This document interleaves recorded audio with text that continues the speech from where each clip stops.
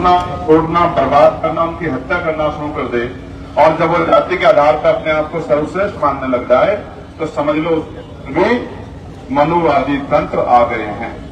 समझे? लड़ो मत, बैठ जाओ तुम लोग अपनी जगह में, छोड़ो तुम लोग उधर मत देखो। वो कुछ लोग आए इसलिए हैं कि यहाँ का माहौल खराब कर सके, वो इसलिए आप इधर देखो, उधर छोड़ दो। वो आए इसलिए, उधर मत देखो, आप लोग इधर जाओ बस। वो भेजे इसलिए गए हैं कि आपका ध्यान भटकाया जा सके। मैं तो जानता हूं ना, इसलिए मैं कह रहा था कि बैठ जाओ। मैं आपको पहले ही कह रहा था, इसलिए कह रहा था, मैं तो जानता हूं चीजों को, मुझे बहुत दिन हो गए ये काम करते हुए। आप सब इधर देखो, मैं सामाजिक तत्वों के बारे में जानता हूं, उनका यही काम है कि वो इस तरह से जाकर माहौल खराब करने की कोशिश करते हैं। हमें उन पर ध्यान नहीं देना है।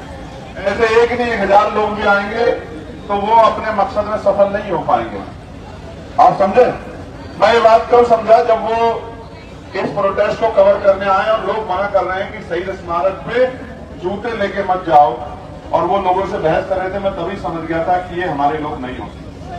हम तो वो लोग हैं जो इस देश में अपने देशभक्त शहीदों के लिए अपना सर जो है उनके चरणों में नतमस्तक करते हैं। हम देशभक्त कौम है, हमसे कोई नहीं कह सकता।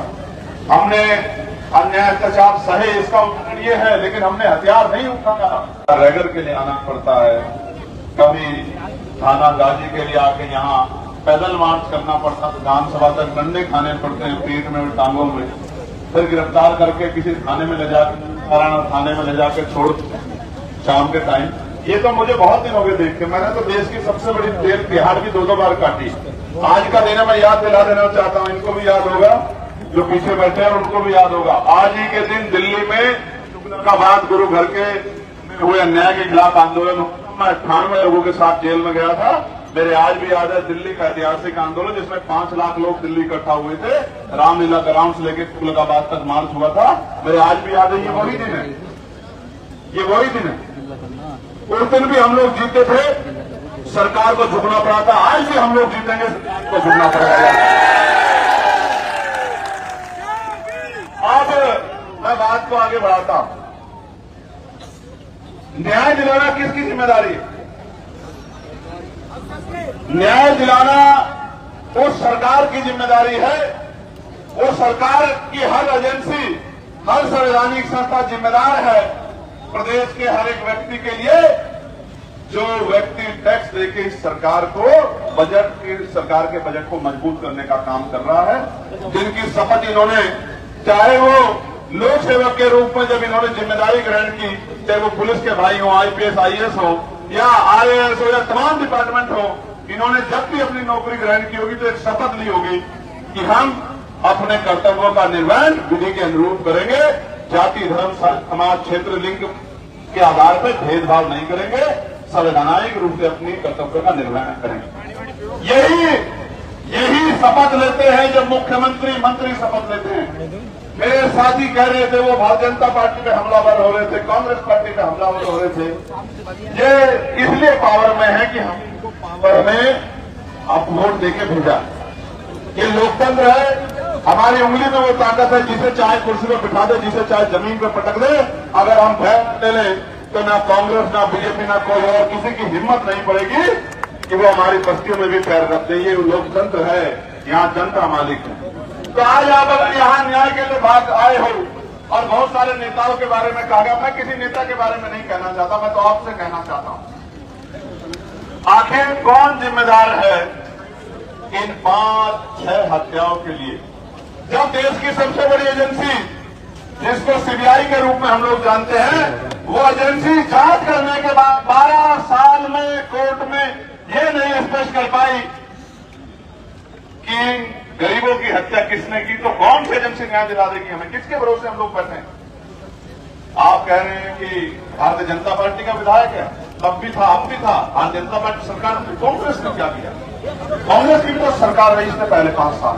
उन्होंने इस मामले को फास्ट ट्रैक क्यों नहीं कराया? उन्होंने अपने समय में इसमें डिसीजन क्यों नहीं कराया? उन्होंने अपनी सरकार का बड़े से बड़ा वकील खड़ा करवा के CBI के साथ, या जो प्राइवेट इन्वेस्टर रखवा के जो है प्राइवेट वकील महंगे से महंगा सुप्रीम कोर्ट के वकील को लेकर आते, अगर आपको न्याय दिलाना सुप्रीम कोर्ट में फेस वैल्यू के आप अपनी सरकार के एक मामले के लिए बड़े से बड़ा वकील हायर करके यहां खड़ा करते हो। अगर आपकी मंशा थी न्याय दिलाने की तो सुप्रीम कोर्ट के प्राइवेट वकीलों को बुला के आप सीबीआई के साथ खड़े होकर उनसे बहस करवाते, आरोपियों को सजा दिलवाते। आपकी मंशा नहीं थी, आप तो इंतजार कर रहे थे ठंडा होने का कि आप भूल जाओगे, और भूल जाते लोग। अगर भीड़ आर्मी के लोग नहीं होते तो लोग भूल जाते अन्याय को, चुप होकर बैठ जाते, घर में चुप भी थाम लेते, क्योंकि मुकाबला नहीं कर सकते।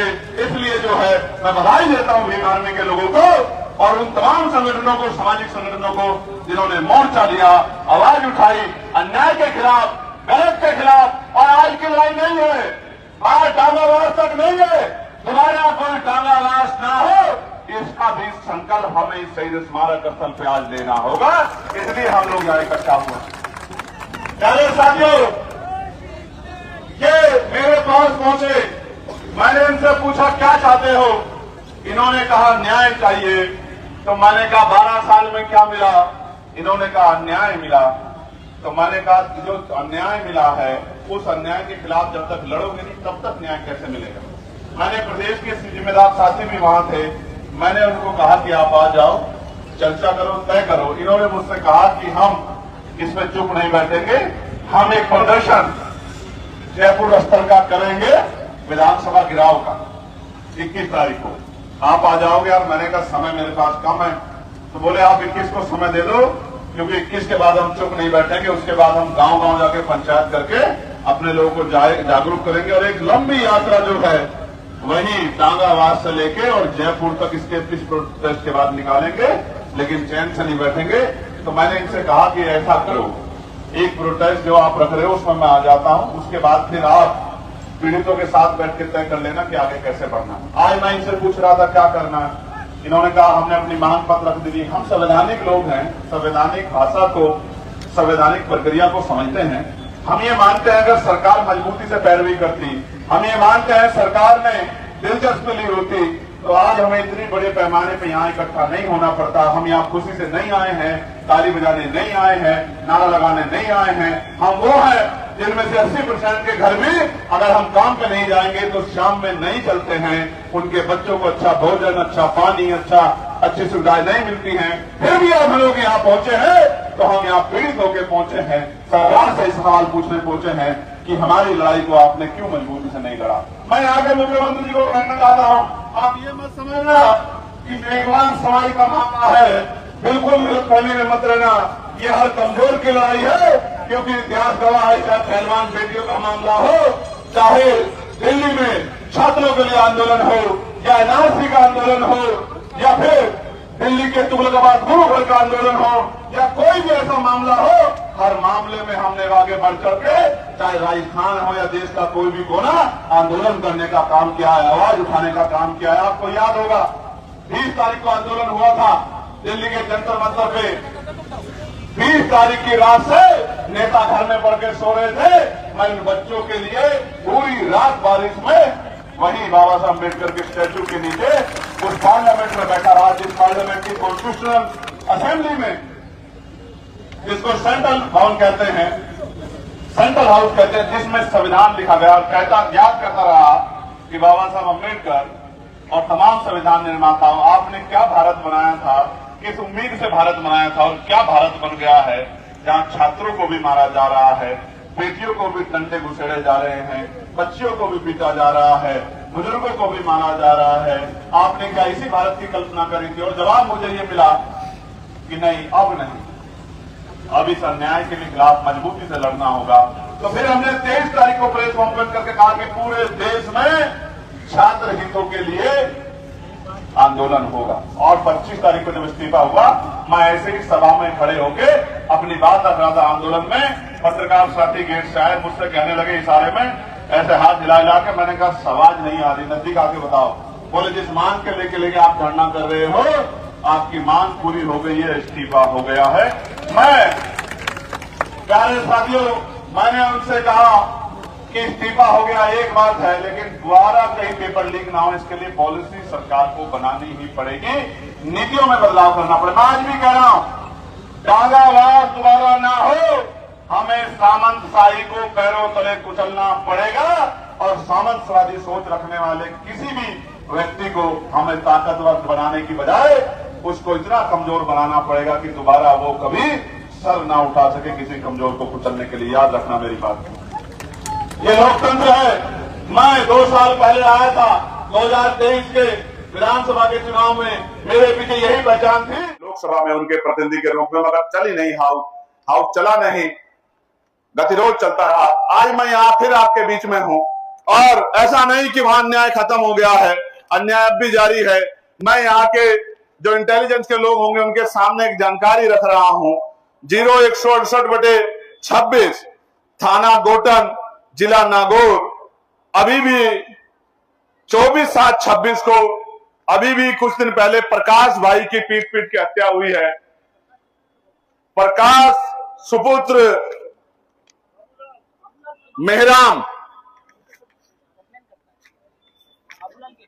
बाबूलाल की, प्रकाश पुत्र, अच्छा, बाबूलाल की हत्या हुई।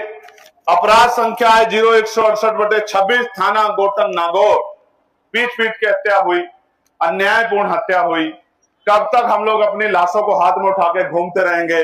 कभी जितेंद्र मेघवाल के लिए धरना करेंगे, कभी इंद्र मेघवाल के लिए धरना करेंगे, कभी ओम प्रकाश रैगर के लिए धरना करेंगे, कभी थाना गाजी के लिए धरना करेंगे, कभी सरदार शहर की अपनी उस बहन के लिए धरना करेंगे। इस अन्याय को भी हम रोकेंगे और अन्याय करने वाले और अन्याय को समर्थन करने वाली हर आवाज को हम आने वाले कल में विधानसभा और लोकसभा में घुसने नहीं देंगे। मेरी बात को आप याद रखना।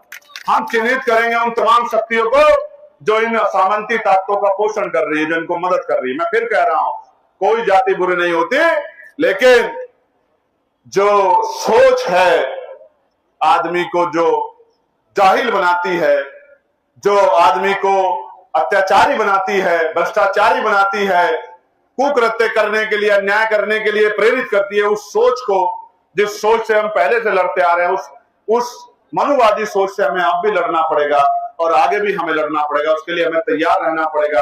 मैं अनिल जी से कहूंगा कि वो बात कर लें, क्योंकि अब हम तैयार हैं, अब हम ज्यादा देर नहीं रुकेंगे। आपके सारे बैरिकेडों को उतार के फेंक देंगे, जैसे दिल्ली में फेंक दिया था, जैसे दिल्ली में आपके बैरिकेडों को उखाड़ के फेंक दिया था, ऐसे ही आपके यहाँ के बैरिकेडों को भी उखाड़ के फेंक देंगे। पुलिस के भाइयों से हमारी कोई लड़ाई नहीं है, पुलिस की बहनों से हमारी कोई लड़ाई नहीं है। पुलिस के भाई बहन किसान परिवार, मेरे मजदूर परिवार के लोग हैं। किसी नेता का बेटा पुलिस का दरोगा सिपाही नहीं होता है, किसी अधिकारी का बेटा पुलिस का दरोगा सिपाही नहीं होता है। गरीब वर्गों के लोग ही अपनी घर की जीविका को चलाने के लिए इन नौकरियों का हिस्सा बनते हैं। मैं बहुत स्पष्ट रूप से कहना चाहता हूं, हमारी जो मांग है, चाहे वो मुझे बताया गया अभी अनिल जी द्वारा कि अपील के निर्देश दिए गए, निर्देश कुछ नहीं होता है। मैं बहुत सारे मामले में देखता हूं कि सरकार बड़े से बड़ा वकील खड़ा करती है, एजी, डबल एजी, तमाम जो है आपके पास बड़े बड़े, यहाँ जयपुर की राजधानी में बड़े बड़े अधिवक्ता बैठे हैं, उनको अगर आप लगाते तो फिर मुख्यमंत्री जी की कुर्सी को आज खींच लेता और जवाब मांगता कि बताओ मेरे भाइयों के हत्यारों को क्यों सजा नहीं दिला पाए, क्यों मेरे लोगों को अन्याय अत्याचार के खिलाफ आंदोलन करना पड़ रहा है। आपको भी सोचना चाहिए, आपको भी सोचना चाहिए कि हमारा प्रतिनिधित्व वहां क्यों नहीं गया, हमारी संख्या वहां क्यों नहीं पहुंचे।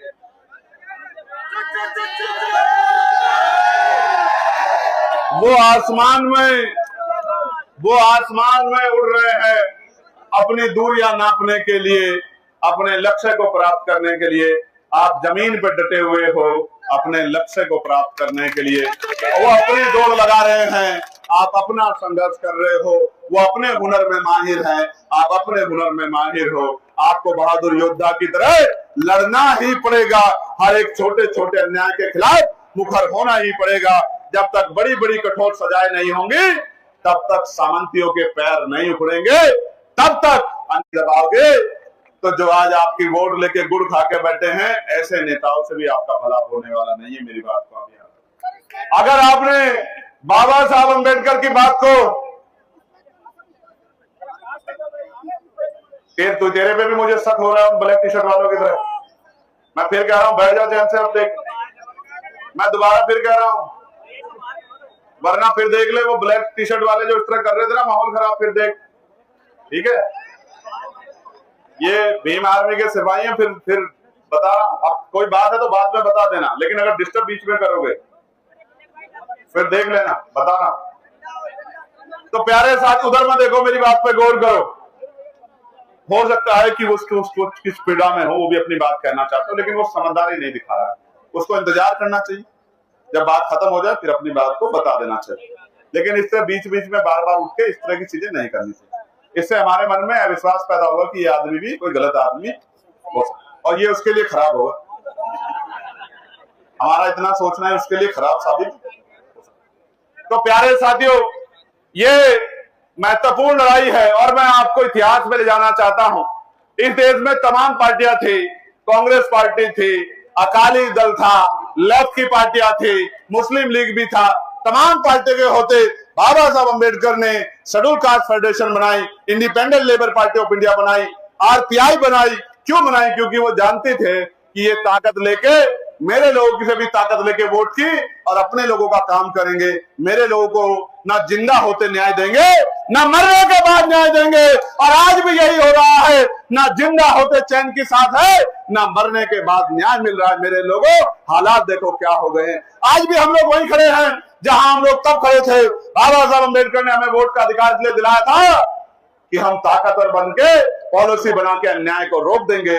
लेकिन हम कभी इसकी बातों में आ जाते हैं, कभी इसकी बातों में आ जाते हैं, और फिर हम 5 साल अन्याय सहने के लिए मजबूर होते हैं। मैंने पिछली बार भी आपको कहा था कि मेरे लोगों, बिल्कुल बटना मत, एकजुट रहना, ताकत बनाना, वरना 5 साल जो अन्याय होगा फिर